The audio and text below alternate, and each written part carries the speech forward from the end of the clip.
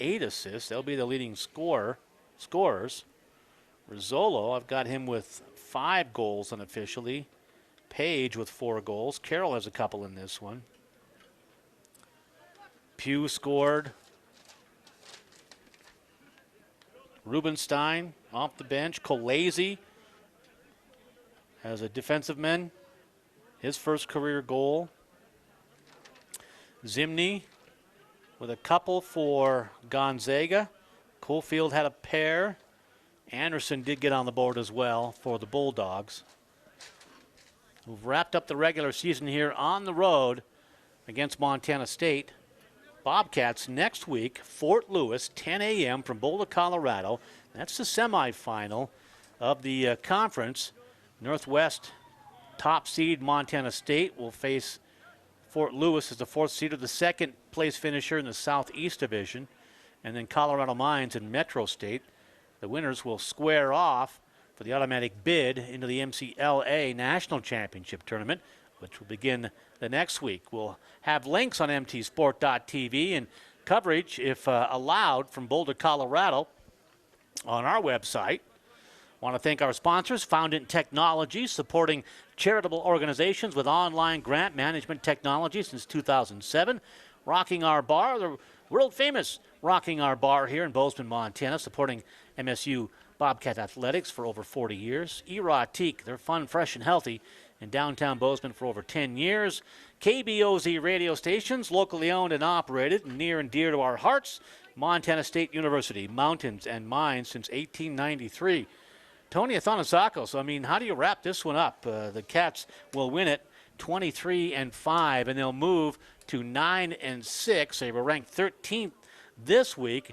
Really, Gonzaga is a quality opponent, but the Cats put a really good offensive game together and defensively. Yeah, I think the difference in difficulty of opponents that they've faced in the last couple of weeks is just they're leaps and miles ahead of Gonzaga. You know, they've been playing the 3 losses in the last 4 games have all come against top teams, and tonight they just came up against a program that just hasn't reached the elite level yet, and it showed tonight on the score. What do they take from this one, and what do they need to do as they look to have at least 2 games next week, and then maybe keep this momentum going past that if they can get the automatic bid? And there's still a chance for an at-large bid as well, no matter what happens next week. But that's to be played out. They've got it in their own hands, so to speak. What do they take from this one? I think you have to look at the different types of goals that they scored in this one, and they have to realize which ones they need to take more of and which ones that work better. And, you know, the first 3 goals, I believe, were all very, very low-angle shots. And although they went in, those aren't the shots you want to be taking against teams that are in the top 25, definitely not in the playoffs or in the Nationals tournament. So you're going to want to take those shots that they had in the fast break offenses where they're working the ball so quickly around the edges and then working it on to right in front of the goalie's face where you have a one-on-one opportunity, and those are the goals that are really high efficiency and high probability to go in. Good point. And I really like their transition offense in this one. Their defense was a step up from last week against Metro State University. They really had all 3 phases of their game, including the clearing game. They really had a lot of it going together this week. Yeah, definitely their transition defense.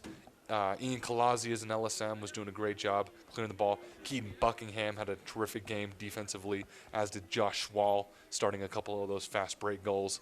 So yeah, you know, it's definitely you saw highlights from all over the field.